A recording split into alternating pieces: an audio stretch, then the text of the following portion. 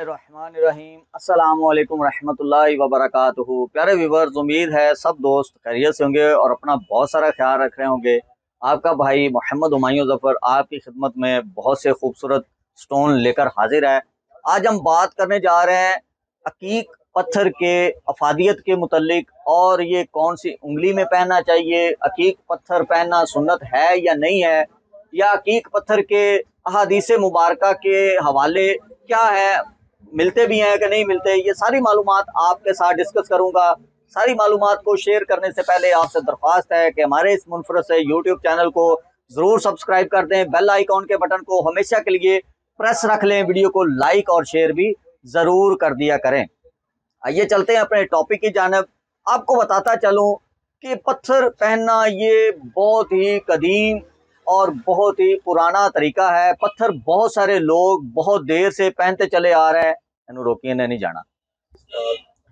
बहुत सारे लोग अकीक पुराने ज़माने से पहनते चले आ रहे हैं। ये बहुत ही कदीम, बहुत ही नायाब और बहुत ही पुराना पत्थर होता है।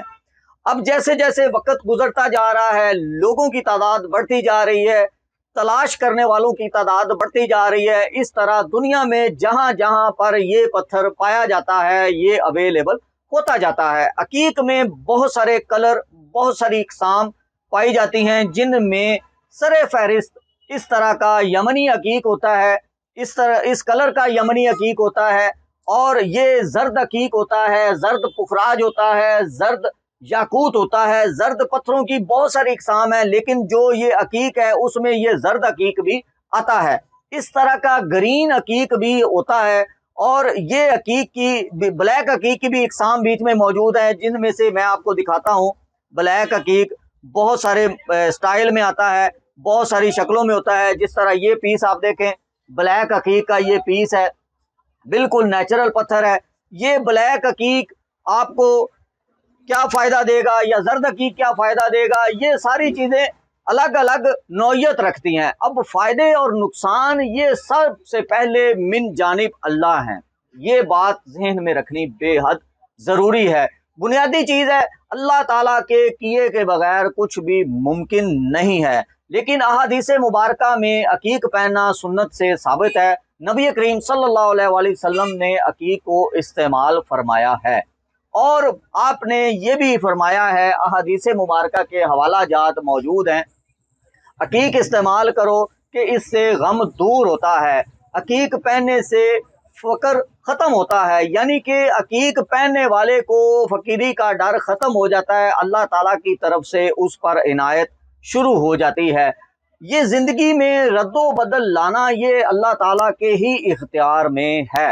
लेकिन अकीक पहनने वाले को इसकी अफादियत कैसे होती है, जिस तरह से आपको अल्लाह ताला ने किसी भी चीज़ से, सेहत से, आपको सेहत में कोई चीज़ आप खाएं सेहत के लिए, तो वो आपको असरअंदाज होती है। इस तरह सूरज की रोशनी आपके जिस्म में अफेक्ट होती है, तो वो भी विटामिन डी की सूरत बन जाती है। सुबह आप अर्ली मॉर्निंग सूरज की रोशनी हासिल करें तो आपको विटामिन डी मिलता है।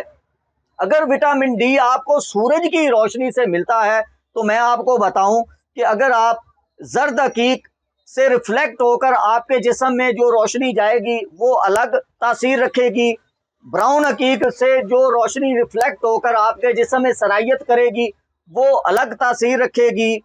ये जो डार्क कलर का अकीक है, वो जो रोशनी उससे रिफ्लेक्ट होकर आपके जिस्म में सरायत करेगी वो अलग तासीर रखेगी। इस तरह ये शजरी अकीक है, ये खूबसूरती के लिए भी पहना जाता है।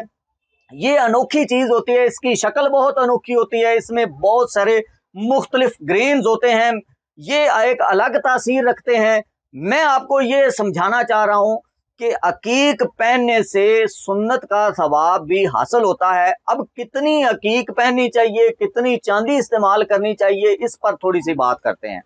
अकीक में आप उतनी अकीक इस्तेमाल करें कि आपकी 4.5 माशे चांदी की मर्द की अंगूठी तैयार हो सके।